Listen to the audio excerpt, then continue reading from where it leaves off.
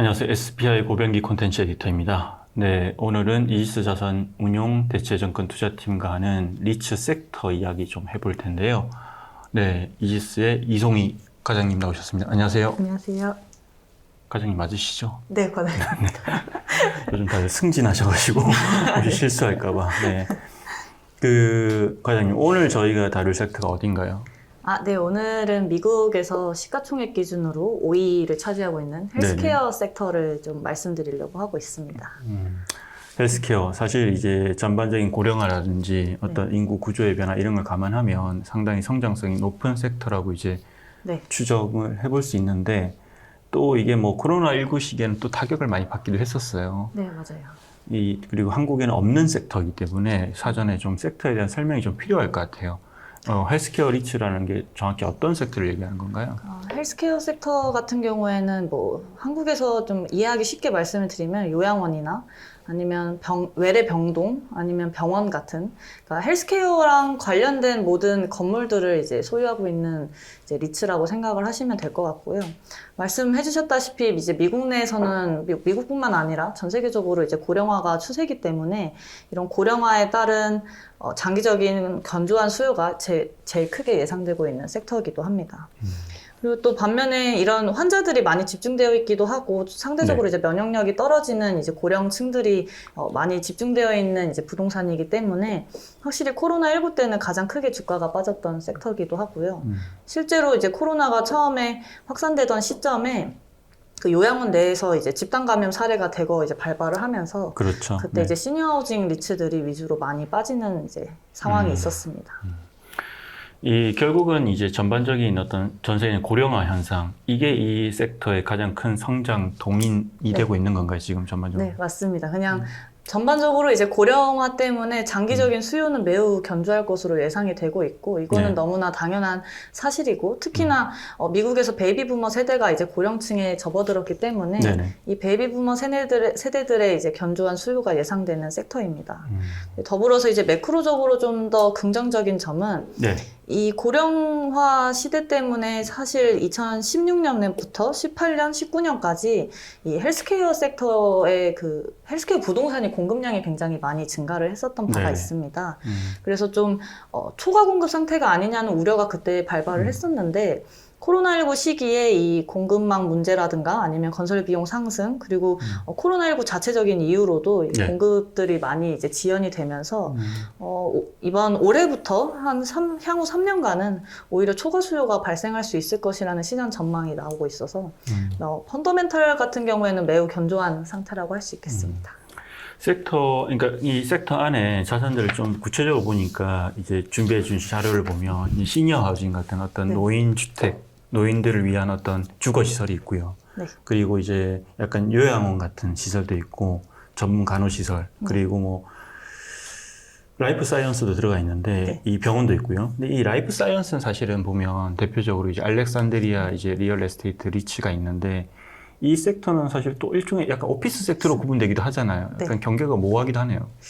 이게 사실 알렉산드리아가 맨 처음에 나왔을 때는 당연히 오피스로 이제 분류가 됐었는데, 지금 좀 경계가 모호해진 이유는 이 또 대표적인 이 라이프 사이언스 리츠로 헬스피크라고 있습니다. 근데 이 헬스피크 같은 경우에는 원래는 시니어 하우징 리츠였어요. 근데 20년에 코로나19 때 이미 그 시니어 하우징의 좀 수익성이 악화가 되면서 이제 전면적으로 이 자산 재편을 하겠다는 발표를 했었습니다. 그래서 최근에는 라이프 사이언스로 이제 자산 재편을 거의 완료한 상태고요. 그래서 헬스피크는 지금 살짝 그 헬스케어 섹터에 있고 알렉산드리아는 오피스 섹터에 있는 좀 모호한 상태가 되었습니다. 그렇죠. 저도 이게 사실 4월 달에 샌디에이고 출장 갔을 때 헬스피크가 가지고 있는 자산을 볼 기회가 있었어요. 그게 이제 라이프 사이언스 자산이었거든요. 그래서 저도 그때 처음 헬스피크라는 회사를 봤는데, 보니까 포트폴리오를 보니까 이런 라이프 사이언스 오피스뿐만 아니라 이제 다른 이제 말씀하신 시니어 하우징 이런 것들이 있더라고요. 보니까. 아직까지 좀 남아있긴 한데 좀 처분 과정에 있는 상태고요. 오히려 이제 최근에는 다 라이프 사이언스 쪽으로 개발에 집중을 하고 있는 모습을 보이고 있습니다. 그래서 샌디에이고 말씀해 주셨다시피 그 미국의 바이오 클러스터에 자산들이 다 집중이 돼 있고요. 대표적인 임차인은 이제 모든 투자자분들이 아시듯이 뭐 아스트라제네카, 암젠, 뭐 리겔 등이 이렇게 제약회사나 아니면 뭐 대학 연구시설 같은 이런 연구소들이 많이 임차해 있고요. 맞아요. 그렇기 때문에 특징으로 말씀을 드리면 이 라이프 사이언스는 뭐 냉방 시설이라든가 아니면 뭐 수도 시설 아니면 이렇게 전문적인 장비들이 굉장히 건물 내에 필요하다고 해요. 뭐 그 연구를 위한 뭐 음악 시설 뭐 이런 것들이 필요하기 때문에 라이프 사이언스 같은 경우에는 임대료가 매우 상대적으로 높고요. 그렇죠. 이게 수익률도 높게 나오는 편입니다. 맞아요. 가보니까 이제 뭐 샌디에이고 일단 기본적으로 라이프 사이언스 많은 이유는 샌디에이고 대학 때문이기도 해요. 거기서 이 연구 어떤 역량이 되게 뛰어나기 때문인데 말씀하신 이제 그 헬스피크의 자산 한번 가보니까 이 오피스가 일반적인 오피스랑 완전 달라요. 네, 이를테면 이 당연히 안에 보면 실험실도 있고요. 실험실이 사무실 바로 옆에 붙어 있더라고요. 그래서 이제 가볍게 왔다 갔다 할 수 있고 이렇게 돼 있고 특징이 분명 뚜렷하더라고요. 이 자료를 보니까 헬스케어 리츠의 총 이제 어떤 자산 가치가 있네요. 1,500억 네. 달러. 네, 1,500억 그 안에도 달러. 이제 보면 각 이제 자산별로 이때 비중이 있는데 보니까 메디컬 오피스가 일단 아니 시니어 하우징이 제일 크고 시니어 하우징이 제일 높습니다. 네, 네, 여기 제가 이렇게 분류가 돼 있는 게 시니어 하우징 오퍼레이팅이 있고 시니어 하우징 트리플넷이 있어요. 아, 네네네. 이거 두 개 합치면 결론적으로 어쨌든 헬스케어 섹터에서는 이 시니어 하우징이 제일 높다고 생각하시면 되고요. 약 40%인데 오퍼레이팅과 이제 트리플넷은 어떻게 구분되는 건가요? 이게 시니어 하우징 오퍼레이팅 포트폴리오라고 해서 그 줄여서 샵이라고 이제 리츠들에선 표현을 하고 있고요. 원래 전통적인 시니어 하우징 같은 경우에는 트리플넷 구조였어요. 마스터 리스 구조로. 장기 임대차를 하고 이제 오퍼레이터들, 헬스케어 오퍼레이터들이 거기에 임차를 해서 운영을 하는 구조고 그 리츠 같은 경우에는 이 오퍼레이터가 이제 계약된 임대료를 이제 내면 이제 그거를 이제 임대 수익으로 반영을 하는 그런 구조였는데 미국에서 이 리디아법이라고 해서 이 부동산에 대해서 좀 수익성을 더 강화시키는 법이 제정이 되면서 리디아 구조라는 게 하나 생겼습니다. 원래는 뒤에서 말씀드리려 했는데 이게 숍 같은 경우에는 리츠가 TRS라고 해서 100% 자회사를 설립을 하고 이 자회사가 오퍼레이터가 되는 구조입니다. 그래서 이게 호텔에서 많이 도입하는 네, 방식이죠. 호텔에서도 많이 도입했죠. 그리고 그게 또 대표적으로 헬스케어도 많이 도입을 했고요. 그래서 이 오퍼레이터들이 사실은 이 리츠의 자회사기 때문에 오퍼레이터의 운영 수익과 그 오퍼레이터가 내는 임대 수익까지 다 수취할 수 있는 샵이 그런 구조고요. 아무래도 자회사를 직접 소유하고 있다는 거는 좀 더 유연성이 있겠네요. 네, 더 유연성 있게 이제 경영도 할 수 있고 이제 원래 임대료만 수취하는 구조에서는 딱 임대료까지만 이 탑라인 상한선이 딱 정해져 있는데 이 탑라인 그 매출액단에서 이 운용 수익이 이제 합쳐지면서 더 높은 탑라인 상한을 올릴 수 있다는 장점이 있는 거죠. 트리플넷 위주에서 이제 이런 오퍼레이팅 하는 이 시니어 하우징 리츠로 이제 이런 식으로 좀 많이 변화하고 있다. 이렇게 보면 되는 건가요? 네, 그렇습니다. 그래서 헬스케어 리츠 중에 이제 가장 대표적으로 웰타워나 아니면 벤타스 여기 두 개가 원래 시니어 하우징 중심 리츠기도 했고 다 트리플넷 구조였다가 이제 최근 들어서는 그러니까 코로나 전에는 되게 적극적으로 샵으로 이제 바꾸고 있었어요. 이제 코로나 때 잠시 이제 좀 멈춰졌다가 최근 들어서 다시 샵 쪽으로 외형 확장을 하고 있는 추세입니다. 이게 보면 이제 그 전문 의료 시설이라든지 병원 이런 데도 사실 운영이 되게 중요한 자산들이잖아요. 여기는 그러면 어떻게 운영돼요? 여기도 그냥 그냥 임대만 해주는 건가요, 그들한테? 네. 근데 이제 스킬드 너싱 패실리티나 전문 간호 시설이라고 하고요. 줄여서 SNF라고 하거나 여기나 아니면 이제 외래 병동이라고 하는 이 메디컬 오피스, MOB 같은 경우에는 다 오퍼레이터가 굉장히 중요하고 오퍼레이터의 이 크레딧 이슈가 굉장히 최근에 이슈가 되고 있기도 합니다. 때문에.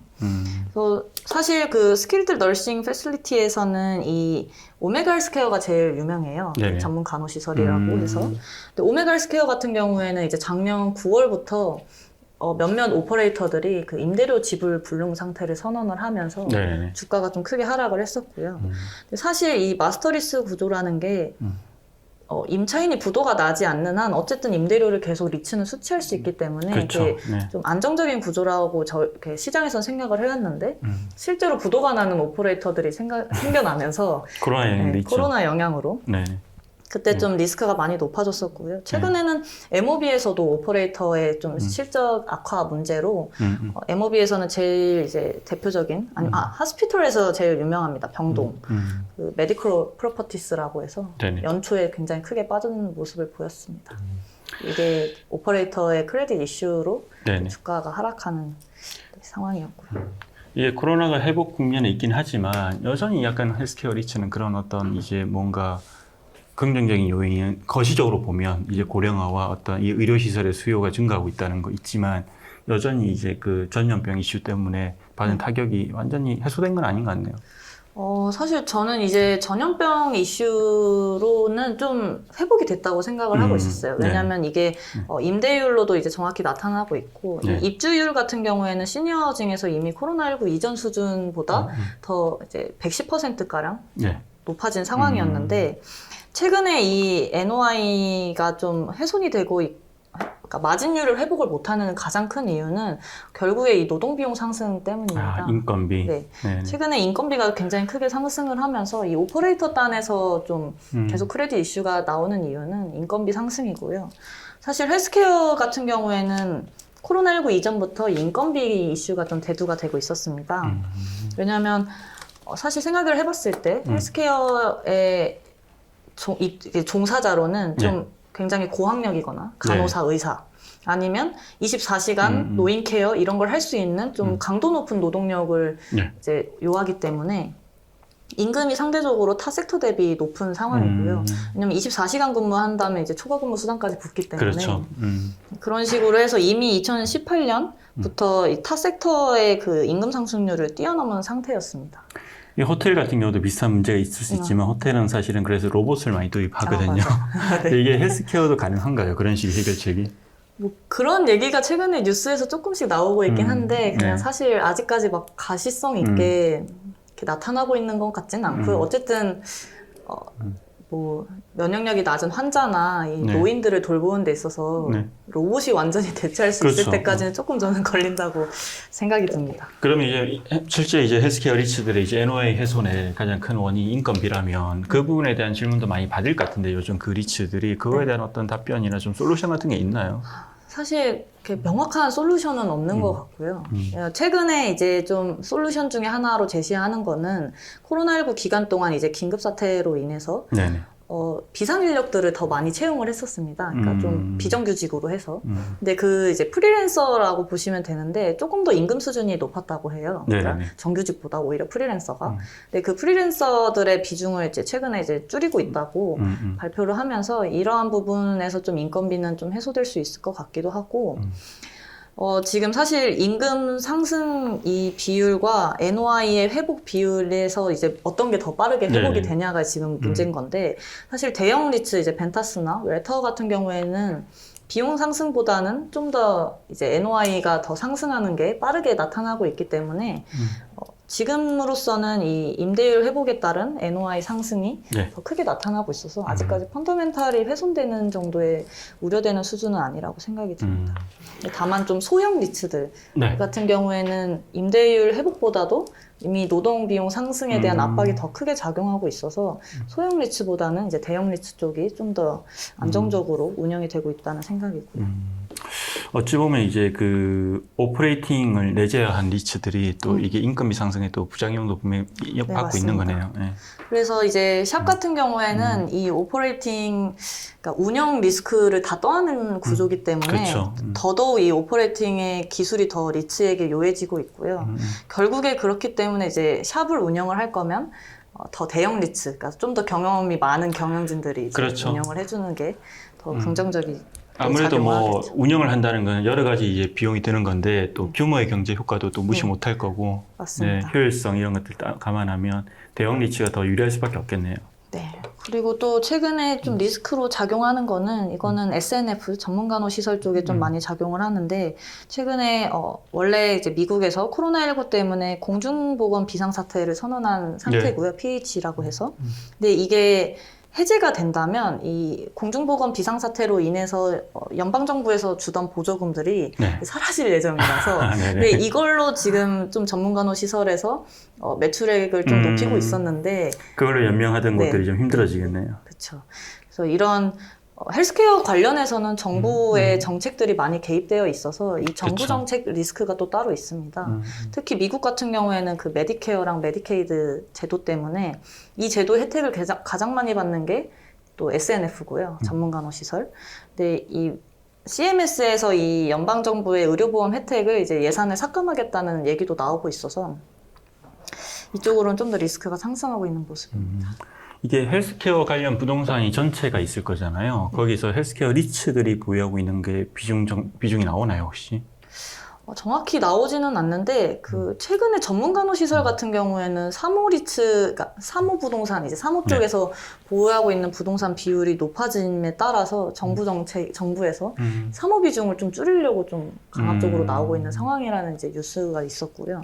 그래서 이제 와서 이 사모가 어느 정도를 보유를 하고 있냐에 대해서 조사가 이루어지고 있는 것 같아요. 근데 최근에 이 말이 나온 게 한 5월쯤에 이제 나온 거기 때문에 그 줄이는 이유는 왜 줄이는 거예요? 이게 그 입주민들, 그러니까 환자들의 이제 보호를 위해서 그렇죠. 이미 이제 들어와 있는 사람들에 대한 보호를 위해서 이제 정부에서 사모에서 보유하고 있는 이제 헬스케어 이제 시설들을 이제 줄이겠다라는 공공에서 그걸 감당하겠다는 건가요? 그렇죠. 뭐 약간 그럴 퍼블릭 마켓에서 이제 감당을 해야 되는데 이 프라이빗 마켓에서 가져가는 건 좀 원치 않다. 이렇게 말을 하는 것 같아요. 그게 이제 또 부동산 금융화되다 보면 또 그런 어떤 반작용도 있는 거네요. 그렇죠. 이게 예전에 이제 일본을 보니까 일본도 헬스케어 리츠가 생기고 있던데 이제 작년인가 이제 일본에서 어떤 헬스케어 자산을 이제 리츠가 매입한 게 역대 최대였는데 그럼에도 불구하고 전체 자산 중에 1%가 안 되더라고요. 그래서 이제 그 의미는 여전히 이제 성장할 수 있는 어떤 확장할 수 있는 그게 넓다는 건데 그래서 이제 여쭤본 질문이었고요. 근데 또 한편은 또 어찌 보면 또 정부에서 당연히 그런 반대 입장을 보일 수도 있겠네요. 너무 과도하게 늘어가는 거에 대해서는. 그렇죠. 좀 정부에서는 최근 바이든 정부가 좀 더 이제 이런 정비를 하려고 하는 것 같고요. 저희 뭐 사실 미국 같은 경우에는 지난번에 트럼프라든지 오바마 있을 때 봐도 알 수 있겠지만 그 의료 정책이라는 게 또 공화당이나 민주당에 되게 많이 다르잖아요. 많이 달라져서. 그래서 뭐 간단하게 얘기하면 민주당은 이제 정부가 좀 더 많이 부담을 해야 된다는 입장이고 공화당은 민간에 맡기자 이런 입장일 건데 그런 것들도 되게 주의 깊게 봐야 될 것 같아요. 네, 정부 정책 바뀌는 게 좀 크게 작용을 하기 때문에 특히 좀 저는 제가 생각하기엔 전문간호시설에 제일 크게 반영이 되고 있고요. 그 다음에 좀 시니어하우징 쪽으로 또 작용을 하게 됩니다. 라이프 사이언스야 사실은 그런 영향이 크진 않을 거고요. 네. 그 외에 이제 헬스케어 리츠 섹터에 대해서 좀 이제 참고해두면 알아둘 만한 사항들이 있을까요?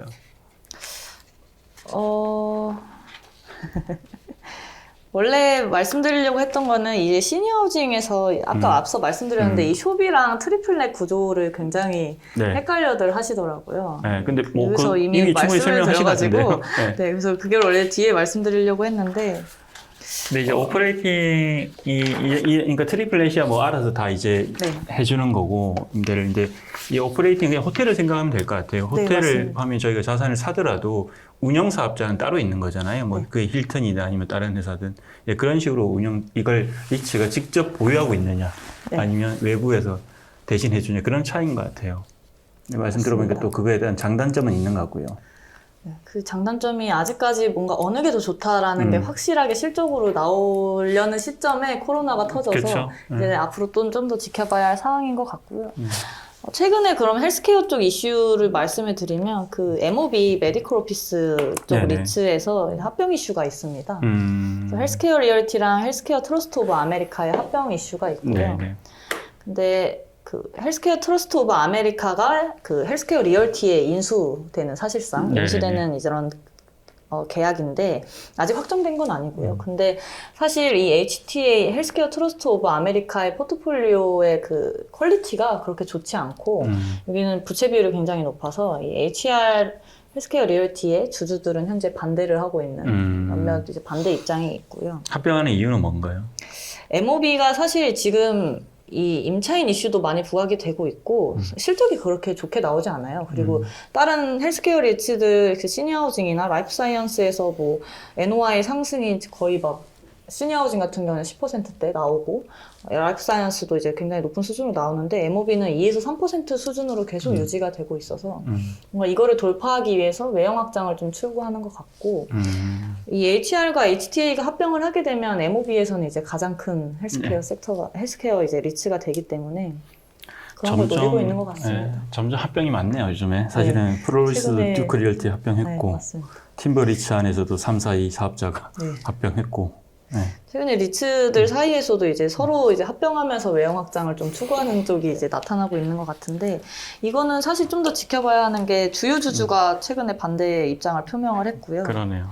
그 이후로는 또 사실 웰타워가 MOB 사업을 그렇게 크게 하고 있지 않은데 이 헬스케어 리얼티를 인수하겠다고 제의를 한 적이 있어요. 네네. 그 당시 헬스케어 리얼티의 주가의 20% 프리미엄으로 이제 인수 제의를 했는데, 헬스케어 리얼티는 이걸 거부하고 그 HTA를 인수하겠다 우리가 네. 그런 상황이 펼쳐져서 이제 주주들 입장에서는 이게 웰타워에 인수되는 게 더 유리할 텐데라는 이제 생각으로 좀 반대의 의견을 나타나고 있는 것 같습니다. M&A 이슈가 생겼으니까 어쨌든 그 두 리츠의 주가의 변동성이 좀 있겠네요. 네, 최근에 그래서 이 네. HR과 HTA는 좀 계속 주가 변동이 큰 모습을 보였고, 어제자로 이제 HR이 HTA를 이제 인수하는 걸 반대한다는 그 주요 주주 서명이 있고 나서 HR은 6%로 올랐습니다. 그래서 그러니까 많은 이제 주주들이 이 HR이 HTA를 인수하는 걸 반대하고 있다는 걸 좀 저는 반증한다고 생각을 하고요. 그러네요.